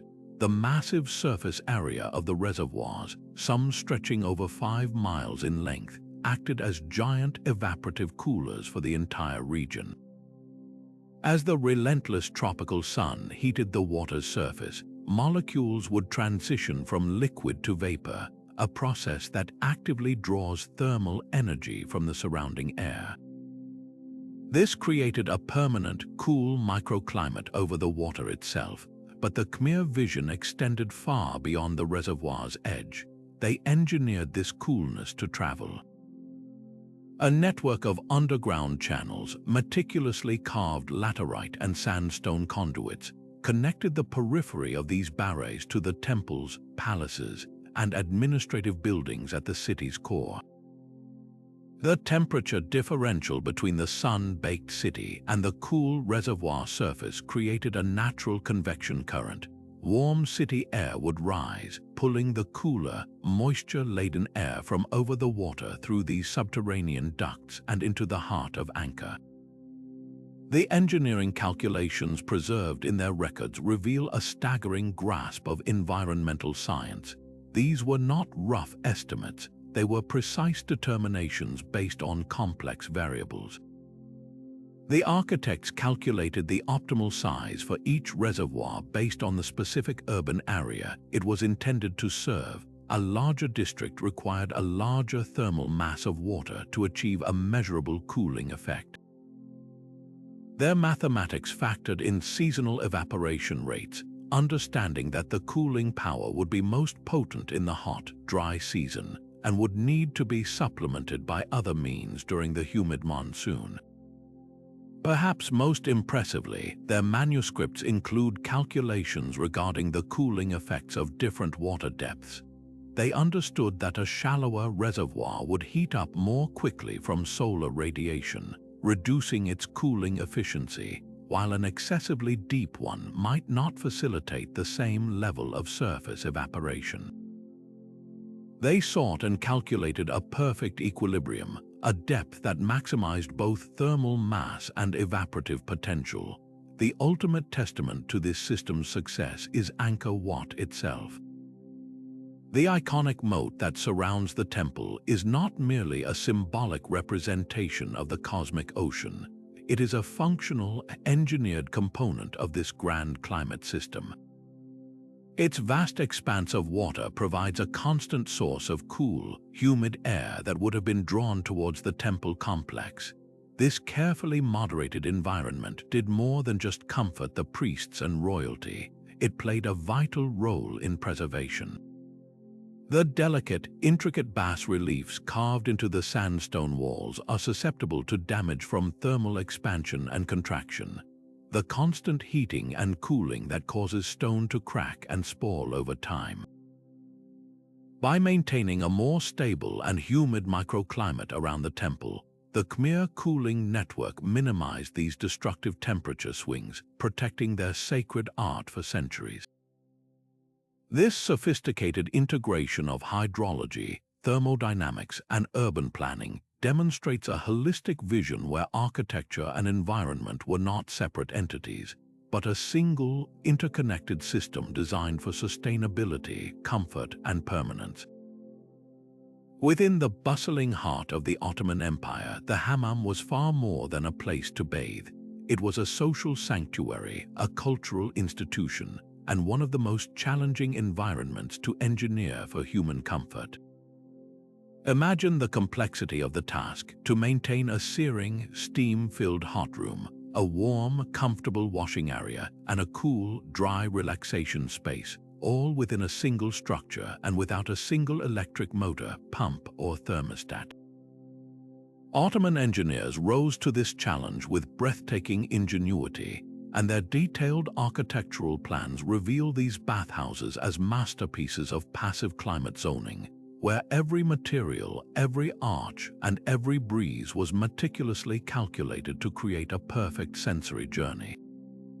The entire experience was choreographed through a carefully sequenced series of thermal environments. A visitor would first enter the Soggercluck, or cool room, a transition space designed to gently acclimate the body. This area was kept refreshingly cool through a combination of strategic shading, high ceilings that allowed heat to rise away from occupants, and, in the most sophisticated designs, underground channels that drew cool air from a nearby water source, often a stream or a dedicated cistern. This wasn't just about comfort, it was a physiological preparation, a gradual shift that made the heat to come more bearable and the return to the outside world less of a shock. From there, one would move to the warm room, or Illiklik, where the temperature was moderated by massive stone walls with high thermal mass, absorbing excess humidity and radiating a gentle, consistent warmth that prepared bathers for the main event. The climax of the thermal journey was the Sikaklik, the hot room. Here, the engineering focused on intense, moist heat. A massive furnace, or kulhin, burned constantly beneath the floor, heating both the water for the baths and the hypocaust system under the floor and within the walls. The hot air and smoke from this furnace would circulate through these carefully designed channels, turning the entire stone structure of the room into a radiant heater. Steam was generated by pouring water over these superheated walls and the central raised marble platform, the Göbek Tashi. The challenge wasn't just creating this heat, but containing and managing it. The plans show incredibly precise calculations for the thickness of the floor and walls to achieve the exact level of heat retention and radiation, ensuring the room reached and maintained the ideal temperature for deep relaxation and cleansing without ever becoming unbearable or dangerous. Perhaps the most brilliant aspect of Ottoman hammam design was its mastery of humidity and acoustics, two factors critically linked to human comfort. The architectural manuscripts include complex calculations for airflow rates, determining exactly how much fresh air needed to be introduced to prevent the space from becoming stifling while still retaining the essential steam. This was achieved through a subtle system of adjustable vents placed at both low and high levels, creating a slow, convective current that evacuated stale air without creating a chilling draft. Furthermore, the engineers displayed an advanced understanding of psychoacoustics. They selected specific types of stone and designed dome shapes that would absorb and soften sound rather than create a noisy, echoing chamber. The resulting atmosphere was one of serene, muffled tranquility, where the only sounds were the gentle trickle of water and the soft murmur of conversation, an environment meticulously crafted to soothe the mind as completely as the heat soothed the body. The pinnacle of this environmental control is evident in the crowning feature of some grand hammams, the rotating dome. Detailed mechanical drawings show that certain central domes were not fixed structures but could be subtly rotated by a series of external levers. This wasn't for show, it was the ultimate climate control interface. By rotating the dome, custodians could align a series of small, star-shaped openings with the direction of the wind or away from it. A slight alignment could create a gentle suction effect, drawing out excess steam and heat to cool the room. Closing them off would trap humidity and send temperatures soaring. This allowed for real-time, fine-tuned adjustments based on the weather outside, the number of bathers inside, and the desired atmosphere, achieving a level of dynamic control over a purely passive system that feels almost magical. This harmonious balance of intense heat, controlled humidity, and serene coolness within one interconnected structure stands as a powerful testament to a culture that viewed engineering not just as a practical necessity, but as an art form dedicated to enhancing every facet of human well-being. Across the vast, sun-scorched expanse of the Sahel, a region straddling the southern edge of the Sahara Desert, civilizations faced one of the most extreme thermal challenges on the planet. Here, the sun doesn't just shine, it dominates, pushing temperatures routinely beyond 110 degrees Fahrenheit. In this landscape, where modern concrete buildings would become uninhabitable ovens, ancient African engineers developed a profound architectural language written in the earth itself. Their solution wasn't to import foreign materials or fight the climate with technology, but to engage in a deep, intelligent dialogue with the very ground beneath their feet, creating structures of such elegant efficiency that they remain marvels of sustainable design to this day. The true genius of Sahelian architecture begins not with the form of the building, but with the very recipe of its walls. Recently studied traditional building manuals, passed down through generations of master masons, reveal that this was a high science of material composition. These were not simple piles of mud, they were engineered composites. The builders possessed an encyclopedic knowledge of local soils, understanding that a mixture rich in certain clays would provide excellent binding properties, while the inclusion of specific types of straw or rice husks would create a microscopic matrix of air pockets within the wall, dramatically enhancing its insulating qualities. Some recipes even called for the addition of fermented plant extracts or animal fats, which acted as natural water repellents, protecting the earthen walls from the rare but destructive seasonal rains.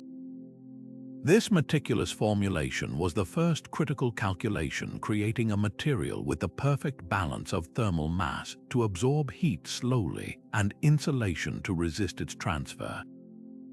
With a perfect material in hand, the architects then turned to geometry, and their calculations were precisely tailored to the path of the sun.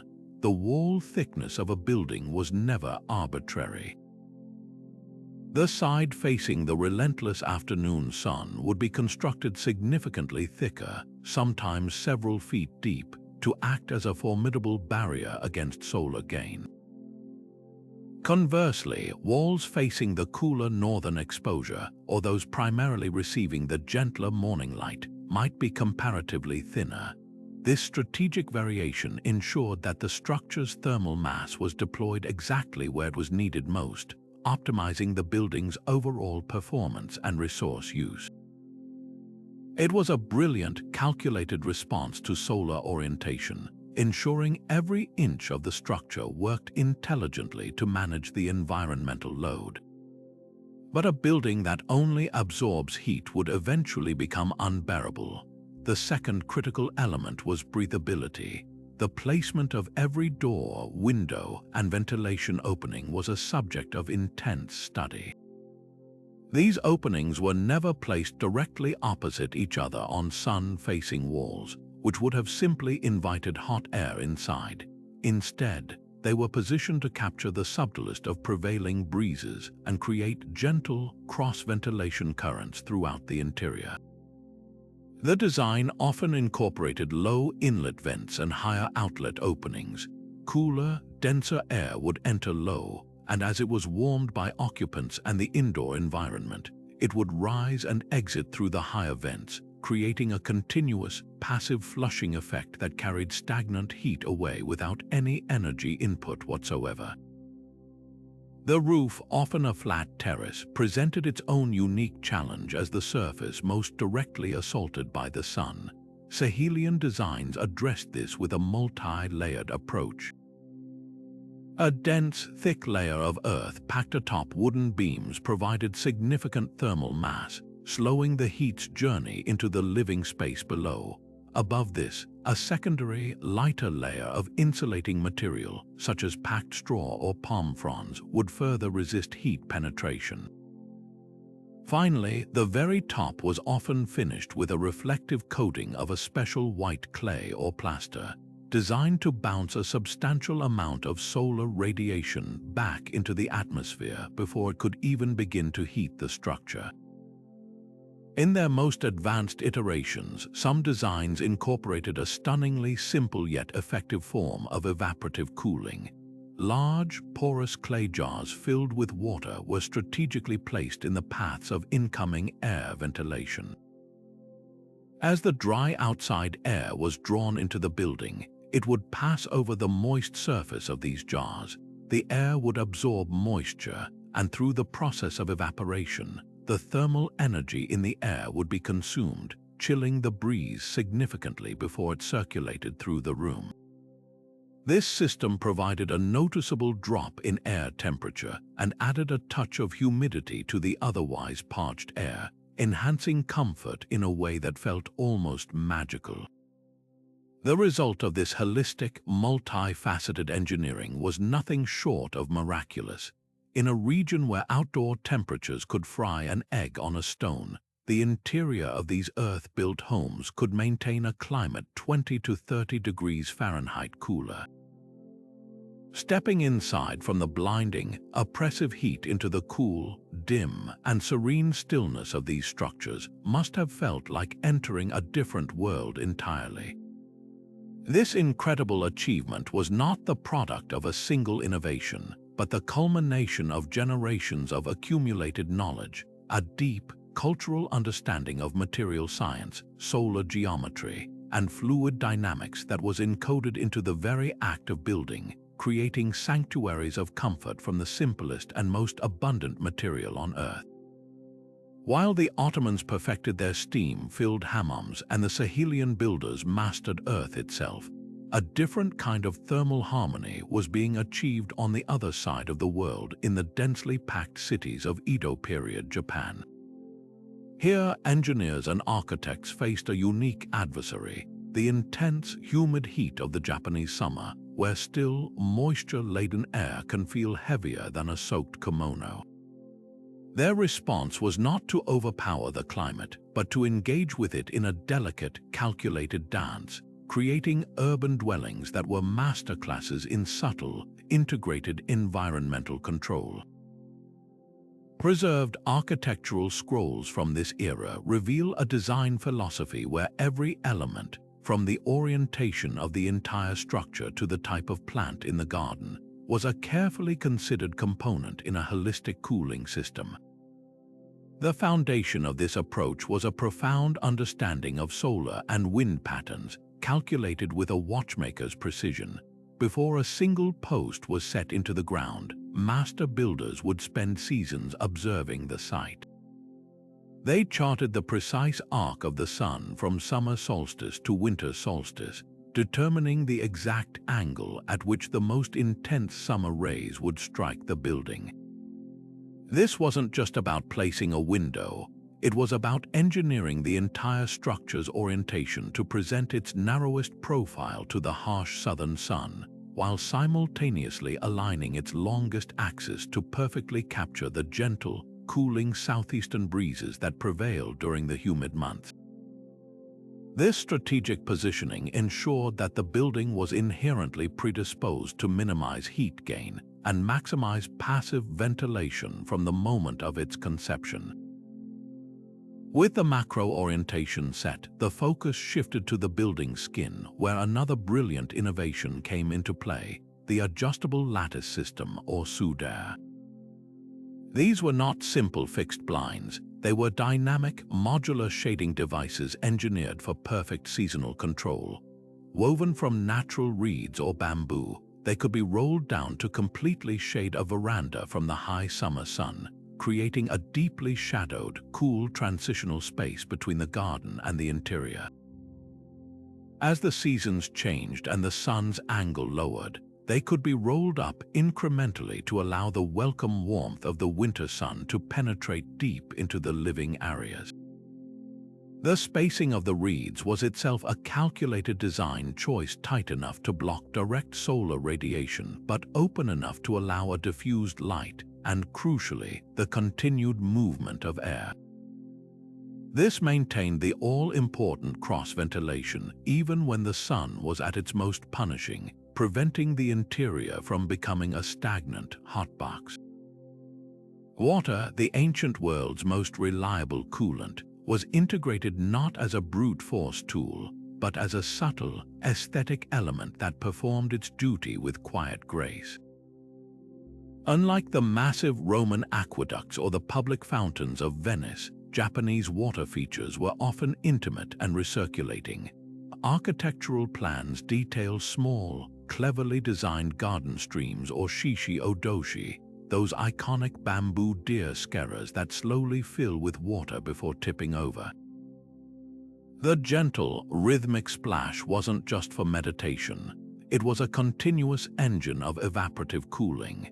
As air moved across the surface of these water features, it would pick up moisture and shed heat before being gently guided by the building's orientation into the living spaces. This process added a critical layer of cooling to the air in a climate where dry heat was rarely the issue. It was the stifling humidity that needed to be managed, and this subtle evaporation made the existing air more bearable. The most advanced designs, reserved for elite residences and temples, incorporated what can only be described as primitive geothermal cooling. The scrolls show detailed plans for underground air channels, often constructed from fired clay pipes or stone-lined tunnels that connected the cool, dark earth beneath the building's shaded garden to the main living quarters. The temperature a few feet below the surface remains remarkably constant and cool, even during the peak of summer. These channels acted as natural air conditioners, drawing in air from the garden, chilling it as it passed through the cold earth, and then delivering this pre-cooled air directly into the heart of the home through discrete floor grates or wall vents. This system provided a constant supply of genuinely cool, dry air that worked in perfect concert with the above-ground ventilation. Perhaps the most sophisticated calculation of all, evident in the marginal notes of these scrolls, pertained to the garden itself. The Edo engineers understood that a garden was not just decoration, it was a vital mechanical component of the climate system. Their plans specify the types of plantings based on their cooling properties. Large deciduous trees were strategically placed to the south and west to cast moving shadows across the building's exterior walls and roof throughout the day. The choice of a moss garden over a stone courtyard was a thermal decision.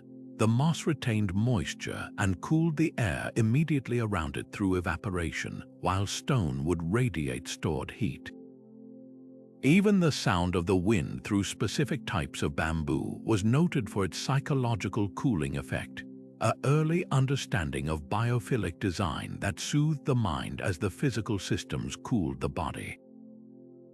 This seamless, invisible integration of nature, architecture, and physics created homes that were not just shelters from the heat, but tranquil, comfortable sanctuaries that embodied the very Edo period ideal of living in effortless harmony with the natural world. Now, let's step into the world of medieval Europe, where imposing stone castles stood as symbols of power and defense. But these formidable fortresses, with their massive walls and limited windows designed to withstand sieges, presented a brutal paradox. They were incredibly effective at keeping enemies out, but they were also masterful at trapping heat within. During a summer heatwave, a castle's great hall could transform from a place of feasting and ceremony into a stifling, airless oven. However, recently unearthed architectural plans and manuscripts reveal that medieval engineers were far from resigned to this fate. They developed a suite of remarkably clever passive cooling strategies that turned these thick-walled behemoths into surprisingly livable spaces, even during the dog days of summer. The cornerstone of their approach was a brilliant application of the stack effect, a principle we still use in modern ventilation. These engineers understood that hot air is lighter and wants to rise while cool, dense air wants to sink. They designed their castles to harness this natural physics as a powerful engine for airflow. The key components were the castle's tallest structures, the keep and its great towers. These were not just for lookout, they functioned as giant thermal chimneys. As the sun beat down on the stone and the heat from cooking fires, torches, and people gathered inside, this warm air would naturally ascend. The engineers designed specific vertical shafts and flues that channeled this rising hot air up and out through openings at the very top of these high towers. This rising column of air didn't just escape, it created a powerful suction effect, actively pulling new air into the castle to replace it. But they didn't just pull in any air, they sourced it from the coolest place available, deep underground. Many castles were built over natural caves, had deep cellars, or were constructed with extensive subterranean chambers. These underground spaces, insulated by the earth itself, maintained a much cooler and more stable temperature year-round. The medieval architects designed low-lying intake vents, often cleverly concealed near the foundation or within shaded courtyards that were connected to these cool underground areas. The suction from the tower chimneys would then draw this pre-cooled air from the earth up into the main living quarters. It was a self-sustaining cycle. Hot air out the top pulled cool air in from the bottom, creating a continuous, gentle breeze through chambers that would otherwise be stagnant. In some of the more advanced castles, particularly those in warmer Mediterranean regions, this system was supercharged with water. Architectural plans from sites in southern France and Spain show designs for intricate channels carved right into the fabric of the massive walls. Water sourced from a nearby well, spring, or cistern would be trickled slowly through these hidden passages. This served a dual purpose. First, the flowing water would cool the surrounding stone through conduction, turning the entire wall into a massive heat sink that absorbed warmth from the room. Second, as the air moving through the room passed over the cooler, often slightly damp stone surface, it would trigger a mild evaporative cooling effect, further dropping the air temperature. This combination of conductive and evaporative cooling integrated directly into the castle's structure was a stunningly sophisticated approach for the time. The level of calculation found in these dusty manuscripts is what truly debunks the myth of the Dark Ages. These were not rough sketches, they were engineering documents. They include notes on calculating approximate airflow rates based on the height of the tower and the estimated temperature difference between the sun-baked upper floors and the cool cellars. They detail the optimal placement of windows and arrow slits not just for defense, but to create cross-ventilation corridors that would sweep cooled air through key rooms like the Great Hall and the Lord's Solar. Perhaps most impressively, they show an understanding that different types of stone had different thermal properties. Limestone, for instance, absorbs and releases heat at a different rate than sandstone. Their plans indicate they would sometimes select specific stones for specific parts of a wall based on these properties, using a denser, higher thermal mass stone on the sun-facing side to slow heat penetration. This nuanced understanding of material science allowed them to fine-tune their passive systems for maximum comfort, proving that the medieval mind was capable of incredibly precise and effective environmental engineering. Now we arrive at a blueprint born not from grand cities or empires, but from a profound, intimate dialogue with the most unforgiving landscapes on Earth. Indigenous Australian cultures, thriving for over 60,000 years, developed cooling solutions that represent the absolute pinnacle of human adaptation. This isn't about engineering for comfort. It's about engineering for survival in regions where summer temperatures routinely surpass 115 degrees Fahrenheit. What recent documentation of this ancient knowledge reveals is a breathtakingly sophisticated science of shelter. a system where every material, every angle, and every breath of wind is understood and harnessed with life-saving precision. The foundation of this entire system is a deep, generational understanding of microclimates.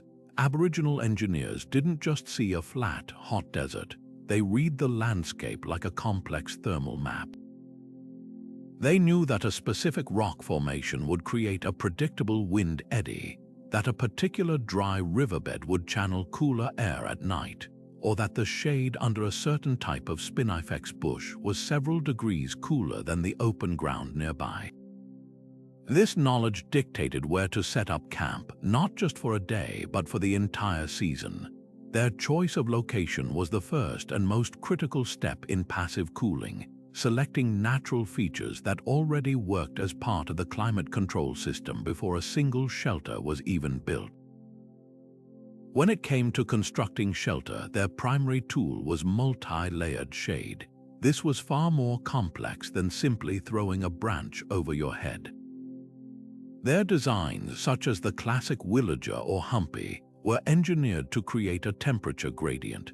The outer layer might consist of large sheets of bark or a lattice of sturdy branches, designed to block the direct, punishing impact of the sun. But beneath this, they would often add a secondary layer of softer, leafy foliage or even clumps of grass. This air gap between the two layers was the key. It trapped a buffer of still air, which is an excellent insulator, preventing the radiant heat from the outer layer from conducting directly inward. This simple yet effective principle created a significant temperature drop between the searing exterior and the shaded ground underneath, a life-saving difference of 20 degrees or more. For the deepest, most reliable coolness, they went underground. In many regions, they would excavate shallow sleeping pits in the sand or soil. This brilliant strategy leveraged the Earth's incredible thermal mass. While the surface sand might be too hot to touch, just a few inches down, the temperature remains remarkably stable and cool. By sleeping in these slight depressions, they were essentially placing their bodies in contact with a natural heat sink that had been soaking up the coolness of the previous night. They would often line these pits with soft, insulating grasses or animal skins, further enhancing the comfort. On the hottest nights, this was often the only place where restful, recuperative sleep was possible, a direct and vital connection to the planet's natural rhythm. Their mastery extended to the clever use of water, a precious and scarce resource.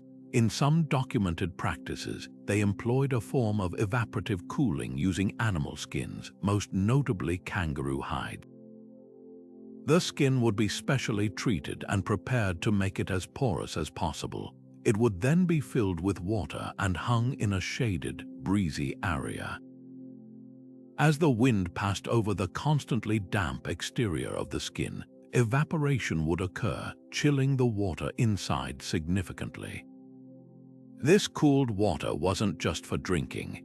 It could be used to dampen the ground around a sleeping area or to moisten a shelter's roof, adding a powerful evaporative cooling effect to the immediate microenvironment, a precious few degrees of chill in an otherwise overwhelming heat. Perhaps the most profound aspect of this entire system is how the knowledge was curated and transmitted. There were no papyrus scrolls or stone tablets. This vast library of environmental engineering, the tensile strength of different woods, the insulating properties of various grasses, the reflectivity of different clay types, the precise seasonal movement of the sun and stars, was held entirely in living memory and passed down through generations via oral tradition, songlines, and practical, hands-on demonstration. An elder would not just show a child how to build a shelter. They would explain why a certain angle was best for the prevailing wind, why one type of bark was superior to another for roofing, and how the position of the stars correlated with changes in the wind patterns. This was a holistic education in physics, material science, and astronomy, all dedicated to one essential goal: living in perfect, sustainable balance with a powerful and demanding land. What's truly remarkable about this modern revival is that it's not merely about copying old forms out of nostalgia. It represents a profound shift in design philosophy, moving away from the 20th century paradigm of overpowering nature with massive energy consumption and toward a new ideal of working in elegant concert with the environment. This approach, often called biophilic or biomimetic design, doesn't see ancient methods as primitive, but rather as time-tested, highly evolved solutions to universal problems. Modern architects are now deconstructing these age-old blueprints not with skepticism, but with advanced digital tools, seeking to understand the underlying physics that make them so effective. They're asking not just what the ancients built, but why it worked so well, and how that principle can be translated into glass, steel, and composite materials for the 21st century. We see this translation happening in spectacular ways across the globe. In the scorching climate of Abu Dhabi, the Al-Bahar Towers stand as a direct homage to the traditional mashrabiyah, the intricately latticed screens used in Islamic architecture. But these are no static carvings. They are a dynamic, computer-controlled facade of over 2,000 honeycomb-like shades that open and close autonomously throughout the day in response to the sun's movement. This high-tech interpretation of an ancient shading principle reduces solar gain by over 50%, drastically cutting the building's air conditioning needs. It's a perfect marriage of ancient wisdom and artificial intelligence, where a 700-year-old idea is made smarter and more responsive than ever before. Meanwhile, in the sun-drenched luxury resorts of Greece and Spain, a different ancient idea is making a comeback. Engineers are revisiting the Roman concept of aqueduct cooling, but with a modern, closed-loop twist. Instead of wasting precious freshwater, these systems circulate chilled water through networks of pipes embedded within the walls and ceilings, much like their ancient predecessors. The critical difference is the source of that chill. It often comes from geothermal wells or is pre-cooled overnight using off-peak solar energy stored in massive batteries.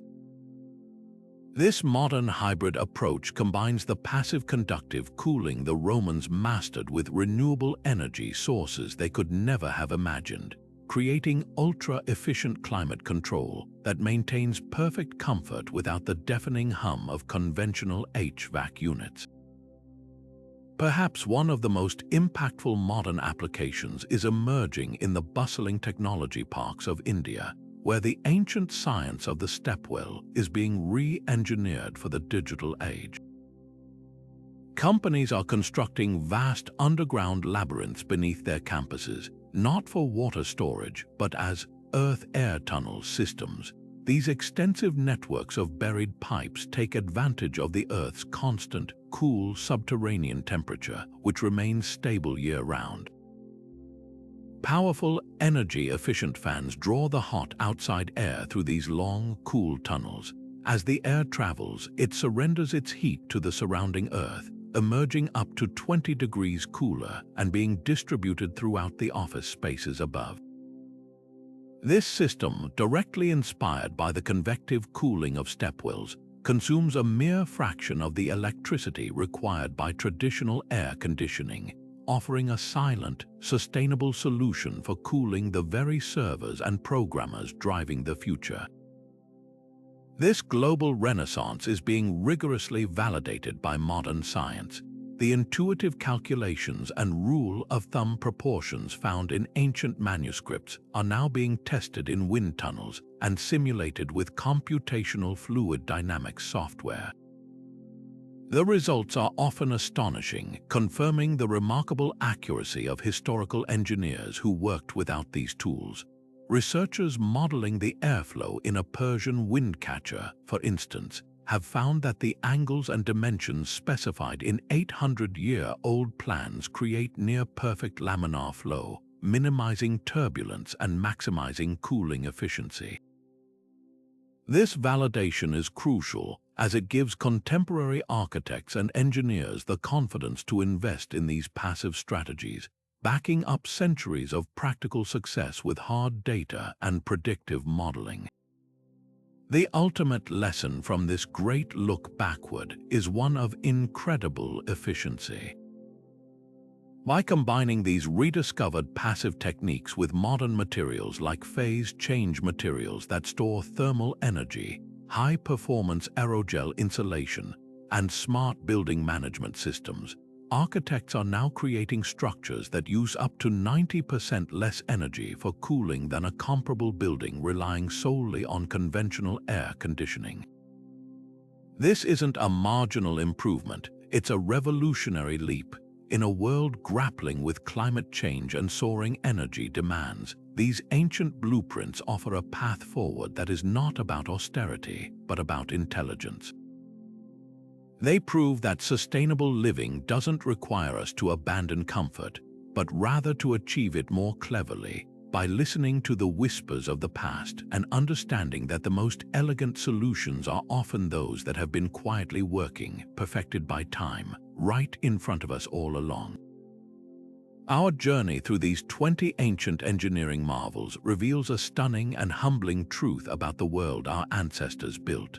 It wasn't a primitive struggle for survival, but a masterful demonstration of sophisticated knowledge we are only now, with all our modern tools, beginning to fully appreciate. They possessed a profound, intuitive grasp of thermodynamics, fluid dynamics, and material science, achieving a level of environmental harmony that our energy-intensive solutions often fail to match. From the wind-scooping towers of Persia to the ingenious mountain cooling systems of the Incas, these blueprints showcase human ingenuity operating at its absolute finest.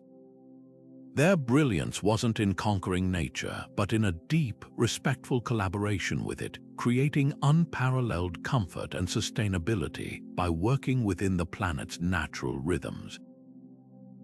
This exploration offers us far more than just historical fascination or a glimpse into a forgotten past.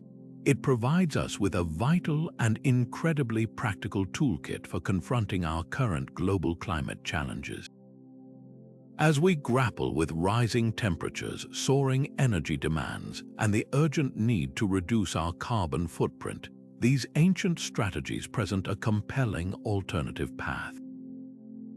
They prove definitively that passive cooling isn't a compromise or a lesser form of comfort. It can be profoundly effective, incredibly elegant, and seamlessly integrated into the very fabric of our living spaces. The wisdom embedded in these designs challenges our modern assumption that comfort must come with a high energy cost and a constant mechanical hum. Perhaps the most valuable takeaway is the shift in perspective these technologies inspire. They teach us to see our environment not as an adversary to be battled with brute force, but as a partner filled with untapped potential. The wind, the sun's path, the coolness of the earth, the power of evaporation, these are not new discoveries, but ancient allies we've simply forgotten how to employ with such grace. As we move forward, the key to our future comfort and sustainability may very well lie in looking backward, in rediscovering and adapting this timeless wisdom for a new era. I encourage you to step outside and look at the architecture around you, both old and new, with fresh eyes. Consider how the principles of shade, airflow, and thermal mass could be applied, even in small ways, to your own living environment. We would love to hear which of these ancient cooling techniques most captured your imagination. Was it the community-scale cooling towers of Arabia, or the mathematical precision of the Indian stepwells? Share your thoughts in the comments below, and if you enjoyed this dive into historical mysteries that still resonate powerfully today, be sure to subscribe for our next exploration into the lost knowledge of